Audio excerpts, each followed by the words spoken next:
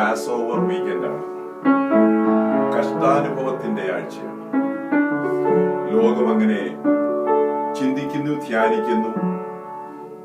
ഈ വെള്ളിയാഴ്ച യേശുക്രിസ്തുവിന്റെ മരണദിനത്തെ ചിന്തിക്കുന്നു.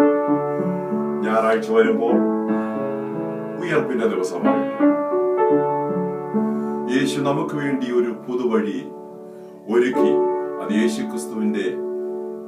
യേശുക്രിസ്തു തന്നെ നമുക്ക് വേണ്ടി ജീവൻ തന്നത് ഒരു പുതുവഴി ഒരുക്കി. യേശുക്രിസ്തുവിൽ വിശ്വസിക്കുന്നതിന് നിത്യജീവനുണ്ട്. അത് ഈ ഒരാഴ്ച മാത്രമല്ല. യേശു തന്റെ ദേഹമെന്ന തിരശീല നമുക്കായി ചിന്തി. ആ തിരശീല നമുക്ക് വേണ്ടി ചിന്തപ്പെട്ടത് കൊണ്ട് നമുക്ക് പിതാവായ ദൈവത്തിന്റെ സന്നിധിയിലേക്ക് നമുക്ക് പ്രവേശനമുണ്ട്. അതുകൊണ്ട് ദുർമനസാക്ഷി മാറി യേശുവിന്റെ വചനത്താൽ നമ്മുടെ ഹൃദയത്തിൽ വിശുദ്ധീകരണം പ്രാപിച്ചു പിതാവിന്റെ സന്നിധിയിലേക്ക് നമുക്ക് കയറിച്ചാൽ പുതിയ നിയമ പ്രമാണത്തിൽ, പുതിയ നിയമ വിശ്വാസത്തിൽ പ്രാകാര സ്ഥലമെന്നും വിശുദ്ധ സ്ഥലമെന്നും അതിവിശുദ്ധ സ്ഥലമെന്നും ഇല്ല. അത് പഴയ നിയമ വ്യവസ്ഥയാണ്. എന്നാൽ പുതിയ നിയമ വ്യവസ്ഥയിൽ കർട്ടനിട്ടുള്ള ആരാധനയില്ല. യേശു പറയുന്നു, എബ്രായ ലേഖനത്തിൽ പറയുന്നുണ്ട്, യേശുവിന്റെ ദേഹം എന്ന തിരശീല രണ്ടായി. അത് താഴെ നല്ല മോളിൽ നിന്ന് താഴോട്ട് കീറി.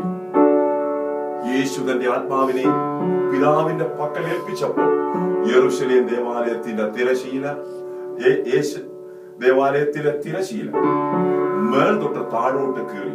അതിന്റെ അർത്ഥം ഇനിയും വിശുദ്ധ സ്ഥലമെന്നും അതിപരിശുദ്ധ സ്ഥലം എന്നും ഒരു സെപ്പറേഷൻ ഇനി ഇല്ല. കാരണം യേശു ആ വേർപാട് മാറ്റി.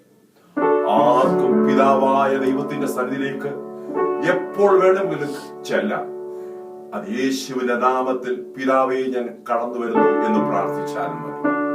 ജീവനുള്ള പുതുവഴി നമുക്കായി യേശു തുറന്നു തന്നു.